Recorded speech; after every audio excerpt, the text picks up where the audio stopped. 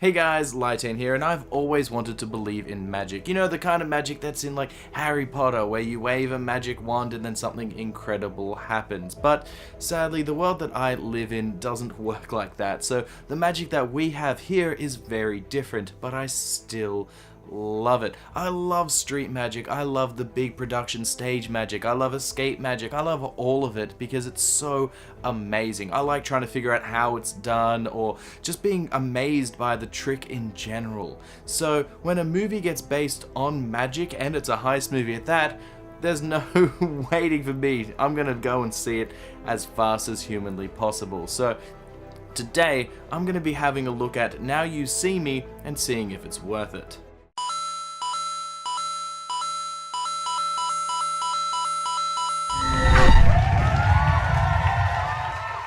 Now You See Me was released in 2013 with an all-star cast, based on the lives of four very different magicians that each specialize in a different area of magic. We have Atlas, played by Jesse Eisenberg, who is a street magician, McKinney, played by Woody Harrelson, who is a mentalist, Isla Fisher, who plays Henley, is an escape artist, and Wild, played by Dave Franco, who is a thief and card magician. These four magicians are all brought together by a mysterious tarot card invitation that leads them to a house with some pretty amazing tech actually, which tells them that some kind of grand plan is going to pass and they are all a part of it. Then it cuts to a year later and these four have teamed up and are now putting on a very ambitious stage show under the name The Four Horsemen. This show is not like a normal magic show at all, as in the very first act it has them transporting a man from Vegas to France into a locked vault and then stealing all of the money in said vault. This puts them on the police watch list as they did just rob a bank, but without any real evidence to hold them, they do get set free, only to put on another show that robs another person. It all gets pretty crazy from there as they are now on the run from the cops, but will they get caught, steal a lot more money, and why are they doing it all anyway? It seems to me that we'll all need a little bit of magic to figure it out. The premise of the film is nothing new. Essentially, it combines a magic film with a heist film, and it does magic on both the small scale with the street magic and the card magic and the mentalism, and on a big scale when they do their big acts throughout the film. But unlike most heist films, the mystery lies in the time jump at the beginning, where we ourselves aren't told what's going to happen, so we're trying to figure it out as much as everybody else. We just get shown all of the tricks and all of the things that are happening, and we are trying to follow along. So the heist movie is already like set in place. There's already a mastermind and everything's happening, and we're trying to figure out the heist, which is a nice take on things and it keeps it slightly more original and a bit more engaging. So we mainly follow a character called Rhodes, played by Mark Ruffalo, and he does a fine job trying to keep up with him, and he's a hot-tempered kind of cop, and then he gets stuck with a partner that he doesn't really want to get stuck with. It's a lot of cliches there, but it's fun enough because we can feel his frustration as he's trying to figure things out, as well as our own frustration as we are trying to figure things out along with him. So overall, it's a nice take on the heist movie, and I like the fact that it has got the magic thrown in because it adds a little bit more of a fun dynamic to the whole film, but there are a few problems. The magic that we see in the movie isn't what I would consider to be real magic. There are two types of magic, like I said. The Harry Potter kind of magic where something amazing can happen, and then there's the stage magic of the real world where it's all sleight of hand and misdirection. Instead, this movie has something that is a bit of a third option, but it only exists in movies, which I like to call Hollywood magic. That is something that really annoys me because it's more fake than it needs to be, and it tries to combine the two types of magic, where something will be started in reality like an escape or maybe a card trick, but then it goes way out of its way and it has some fantastical elements that could never be done in the real world, such as say somebody escaping from something that would literally be impossible. This movie does offer some explanations to the magic that we see, but not everything, so it's very inconsistent. At one point they're in jail and Atlas gets out of his cuffs and throws them onto Rhodes, which doesn't get explained. It's just the magic excuse, but it doesn't make any sense. How did he get out of those cuffs? There's no real explanation. And because of the fact that it's really hard to believe, then the bigger feats are also harder to believe. The other thing about this movie is all of the questions that I had. Every single big heist in this film leaves me with questions and makes me go, really? Is that how it was done? Like with the first big magic trick where they trick a French guy into believing that he transported him to France and to a bank vault. It was all set up with mentalism and all that kind of stuff, implanting ideas into his mind in order to go to the show and all that stuff. It was a big, long task, and it's not even a guaranteed task like that. They could have got this guy to this spot, but whatever, a bit of suspension of disbelief. And then they hypnotize him so thoroughly that he believes that he actually did go to France, and that he actually is like seeing everything in and that it's all real. And then of course the money was stolen before the actual show happened, just nobody noticed because they covered it with fake stolen money. So not only did they just rob a bank, but they did it before everybody knew it, and they expect everybody to believe it. And this is one of the ones that can kind of make sense, and it's the most believable because the second big show, oh dear lord, the second big show has them stealing from just one person's bank account, and they got all the information for the bank account when they were on the aeroplane, and they ask him all these very specific questions, and yes, he gives them the answers. So this bank account is only protected by questions like, what is your mother's maiden name?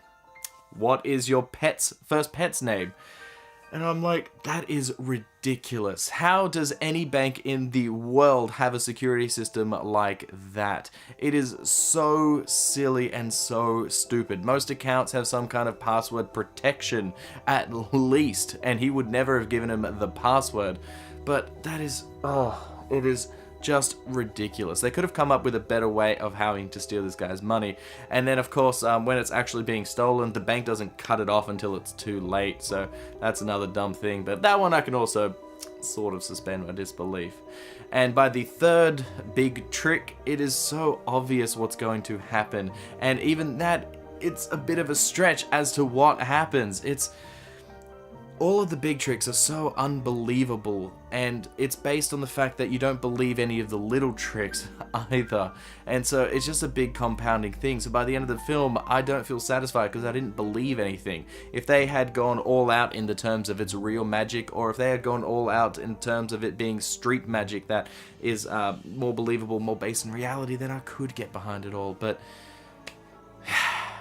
so I'm about to get into some spoilers here for the end of the film, so click ahead to this time here. The end of this film has the big reveal of what the whole plot really was, and oh my god, it comes out of nowhere. And I mean nowhere. It turns out that this whole thing was to see if the four main characters were worthy of joining a secret society of magicians, which I guess is a fine enough reason to do these crazy and outlandish things, but that's not the big twist I'm talking about. The twist is that Mark Ruffalo's character was actually behind it all. So when he was a kid, his father was a magician who died, and he became lost and angry. He then became a policeman and set up this entire scheme and movie in order to put justice to the people that wronged him and his father, and ended up getting him killed and not paying out the correct money. This is a very elaborate plan as well, because at no point in the movie do the magicians meet the mysterious man giving them instructions. They just get it all at the very first time that they go to this house, which was a year ago at the start of the film. This is next level bullshit. The amount of work that all of the characters go through in order to pull off these stunts is just ridiculous. It's so elaborate, and the thing is that everything works out perfectly. How did he know that every single thing was going to happen years in advance? Because he had to set himself in the police force and create this entire crazy scheme years and years in advance. It's just inconceivable, and the clues given throughout the movie don't even add up all that well, because even after a second watching, you can't really tell that he was the mastermind. I also don't buy Mark Ruffalo in this film, because if you watch it, the anger and determination that he has in trying to stop these magicians feels genuine. He wants to put a stop to it all, but in actual fact, he was in on it. So wouldn't he be trying to help them? But no, he doesn't. This twist really ruined the movie for me because it was handled so poorly, and it felt like it wasn't even thought out very well. In my opinion, Now You See Me is not worth it. And it falls flat in so many ways. The story is just stupid. The magic isn't magical, and because it's not based in reality, it kinda doesn't make sense, and it just follows its own logic, which isn't really consistent. The twists at the end of the film aren't really set up very well, and aren't really executed very well either. There are some good points to this, like the acting is fine, the main cast is quite good in all the parts, and the characters are fine. It's just that when you watch a movie, you either watch it for the characters and the story, or you watch it for the spectacle, like a big fight scenes or like a big dance numbers and stuff like that. This movie falls on both. It doesn't have a good story, and the spectacle isn't very spectacular, especially when they try and give hokey reasons as to how this magic works. Honestly, there are better heist movies and there are better magic movies out there, and I would suggest you watch them instead. Also, this movie was actually popular enough to get a sequel, but because this movie left a sour taste in my mouth, I haven't actually seen it, but one day I will, and one day I'll do a review on it. Until then, now you see me, now you don't. Magic! Whoa! How did he do it? Whoa! It's so crazy. That's like real magic. Whoa! So today I'm gonna see if now you see me. That whole thing was so close. I fumbled up the name of the movie. Damn it.